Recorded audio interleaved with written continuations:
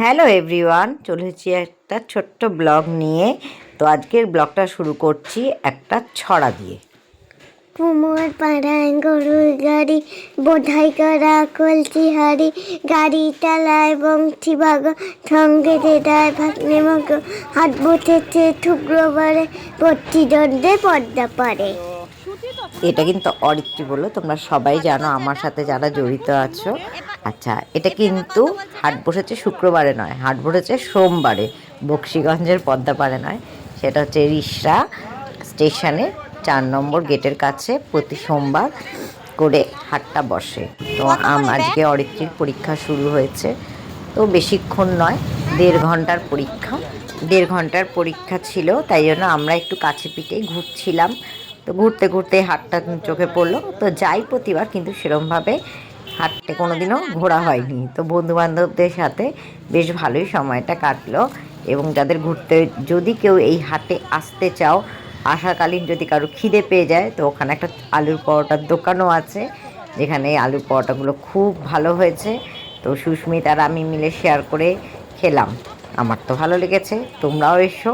আর সবচেয়ে এখানে একটা ব্যাগের দোকান দেখা হলো, যেটা আমার খুব ভালো লেগেছে ব্যাগগুলো। তো ওনার দোকান নিজস্ব আছে রিষড়া রবীন্দ্র ভবনের পাশে, মানে স্থায়ী দোকানও আছে। এটা 250 টাকা। ব্যাগের কোয়ালিটিগুলো খুব ভালো ছিল, এবং হাটে যেরকম টুকিটাকি জিনিস পাওয়া যায় সব রকম জিনিসই ছিল, এবং অনেক অনেক জিনিস ছিল যেগুলো মানে মানুষের প্রয়োজনীয়, নিত্য প্রয়োজনীয় জিনিসগুলো।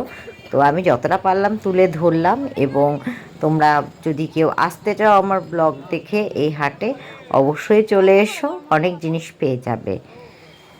আর যা হয়, এই যে এখানে অনেক জিনিস যেমন থাকে, তো যা হয় আমরা টুকিটাকি নিজেদের মতন করে, সবারই হাতে একটা একটা করে ছোটো ছোটো পোটলা ছিল, তো নিয়েছি। তো ঘুরতে ঘুরতে হঠাৎ এই কাঠি ভাজাগুলো চোখে পড়লো, তো ডালিয়া আর আবদা, ছোটোবেলায় আমরা এগুলো খেতাম, তো একবার খেলে কেমন হয়। তো চলো সবাই মিলে কাঠি ভাজাগুলো কিনলাম এবং টুকটুক করে খেলাম। এবং আবার সেখান থেকে কিছুটা বাচ্চাদের জন্য বাঁচিয়ে নিয়ে যাওয়া হয়েছিল। তো এই করতে করতে একটু কখন যে 1 থেকে 1.5 ঘন্টা কেটে গেল বুঝলাম না। সবচেয়ে টেনশন হচ্ছিল আজকে পায়েলের, ওর মুখ দেখে বোঝা যাচ্ছিল। আর এই যে আমাদের ছেলে মেয়েদের মন্দির, আর মায়েদের কাছেও মন্দির, আমাদের বাচ্চাদের স্কুল, আর আমি মেলাতলা থেকে এই টুকটাক জিনিসগুলোই কিনেছিলাম, মানে মেলা না, সরি, হাট থেকে।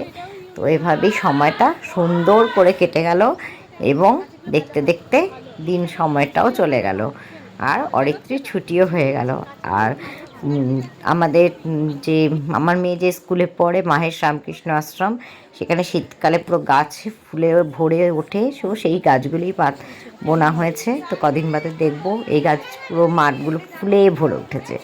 আর এই যে অরিত্রীর এক বন্ধু, দেখতে দেখতে অরিত্রীর ছুটি হয়ে গেল, এবার বাড়ি ফেরার পালা।